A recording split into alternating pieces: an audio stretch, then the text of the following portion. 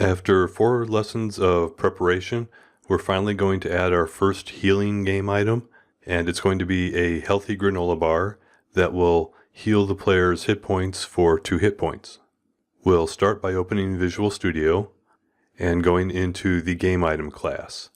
In the item category enum, we'll add a new enum value on line 11, consumable. So this will be for any item that's consumable, like a food or a health potion, something like that.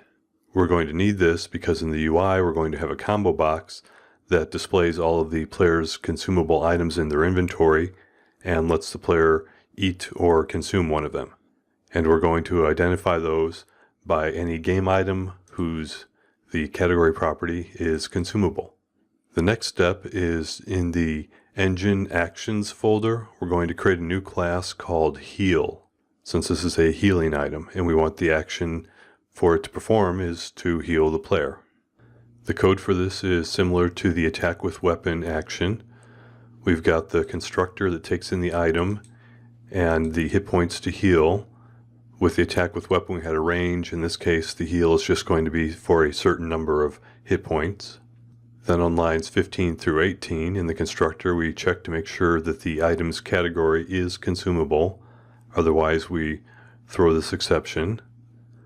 And then on lines 20 and 21 we save the parameter values to the private backing variables.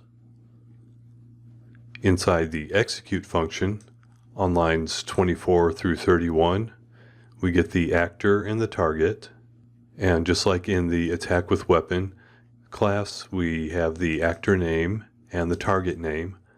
We change it around a little bit here because if the target is the player we're going to say yourself, because the sentence is going to be you heal yourself for 2 hit points. On line 29 we have our report message where we have the formatted string, and then on line 30 we call target.heal, number of hit points to heal. Just like in the attack with weapon we called the target take damage. Now that we have the healing action and the consumable item category, we're going to go into the item factory and create our healing item. Inside the static item factory function on line 21, I have this new line, build healing item 2001 granola bar with a price of 5 and a healing amount of 2. This build healing items is just a new helper function down on lines 51 through 56, where we pass in the ID, name, price, and hit points. We construct the game item as a consumable item, and we add, for its action property, we set it to a new heal action object when we pass in the item and the hit points to heal, just like we did with the weapon in the build weapon function. Now we need to make some changes to the living entity class. Since the combo box for the weapons binds to the weapons property on living entity, we're going to follow the same kind of design for consumables. And we also want to have a current consumable property so that we know which of the consumable items is currently selected when the player clicks the use button. For the current consumable property, we have the backing variable on line 18. It's the game item is a data type, underscore current consumable is the variable name. Then on lines 91 through 110, we have the current consumable property, and this should look pretty familiar. The getter returns the backing variable, and the setter, if the current backing variable is not null, we unsubscribe from the raise action performed event. Then we set the backing variable to the passed in value on the setter, and then we subscribe its action on action performed event to the living entity's raise action performed event. So this way when they consume the item, we're going to call action execute on their current consumable, and whatever message it raises is going to get handled by this raise action performed event function, which is the same one that we had for the attack weapons action message. Down on lines 119 and 120 is our new consumables property. It's a list of game items, It's inventory where category equals, in this case, consumable instead of weapon. And I've also added a new property on line 122. It's a public boolean called has consumable. If the consumables list is empty, then has consumable will return false. The player does not have any consumable items in their inventory. And if the player does have any consumable items in their inventory, has consumable will return true. And we're going to use this to hide and show the combo box and the button for the consumable items. Because if the player doesn't have anything they can eat, we don't want to show the buttons for that.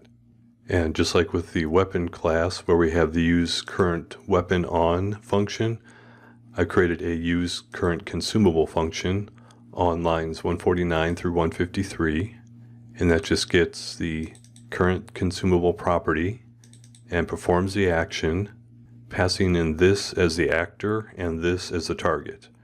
Right now, the player can only consume something by themselves. So they are going to be the person that initiates the action, and they are the person who receives the benefit of the action. And then on line 152, we remove that current consumable item from the player's inventory. Once they've eaten the granola bar, we need to get rid of it out of their inventory. And because the consumables property and the has consumable are derived properties, they don't have a setter, so nothing gets reset and thrown back to the UI so the UI knows it's updated. We need to go into the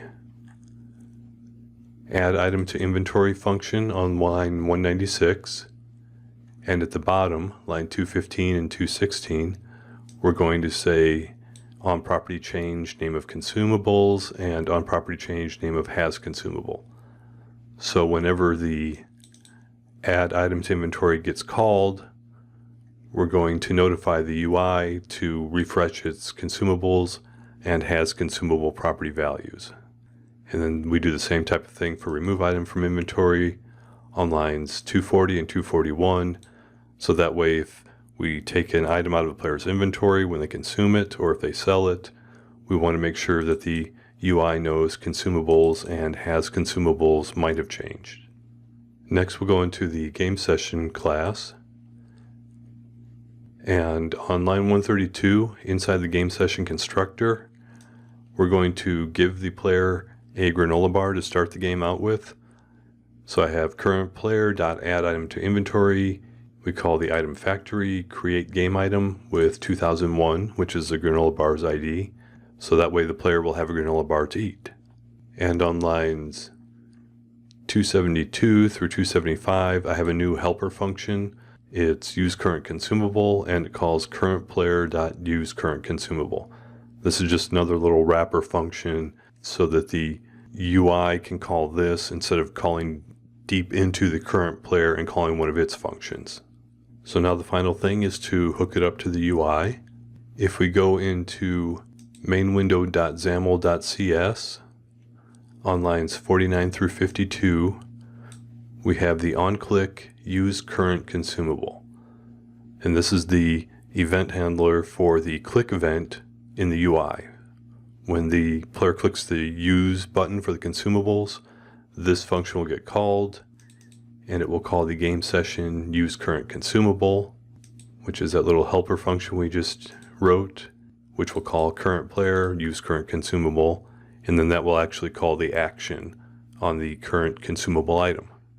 The final part is to go into mainwindow.xaml and go to line 216, where you should see the combat controls grid. The grid used to have the combo box for weapons and the button for using the weapon on the current monster, which it still does on lines 231 through 240. But now we've added a new combo box and button, lines 242 to 251. The combo box binds to the current player's consumables property, a list of all their consumable items. Sets the selected item, it binds that to current player.current consumable. So whenever they change that in the UI, whichever selected value from the dropdown they have, it will change back in the living entity class. And the button calls the on-click use current consumable function, that new function we just added in mainwindow.xaml.cs that calls gamesession.useCurrentConsumable. I did make a few changes here. Before, the whole grid had its visibility set with a binding to has monster. So if you were at a location that has a monster, the whole grid would be visible. If you were at a location that didn't have a monster, then the whole grid would be hidden. But now we want to have the ability to consume the item no matter what location the player is at. So I moved the visibility out of the grid setting and moved it down to the combo boxes and the buttons. So the weapon combo box and button, their visibility is determined by has monster in the game session. So if the player is at a location that has monster, this combo box and this button will be visible. But the consumable item combo box and button are based off of current player has consumable. So if the player has something they can consume, regardless of what's at the location, whether there's a monster there or not, then this combo box and button will be visible. Now we want to test that this change worked. So you can run the unit test and run the game. And I'll show you what the game should look like now. Since the player does have a granola bar in their inventory, we see the combo box with the consumable items. When we move up to a location with a monster, we see the combo box for the weapons appear, and we can use the weapons. We see here the player has 5 hit points right now, so I'm going to have the player consume this granola bar. We click the use. Here's the message from the action. You heal yourself for 2 points. Our hit points went up to 7, and the granola bar was removed from the player's inventory. So it looks like everything worked. If you're watching the video on YouTube, in the description below the video, I'll have a link to the support page. You will get all the source code there, and if you have any questions or comments, you can leave those there, and I'll get back to you as soon as possible. Thanks.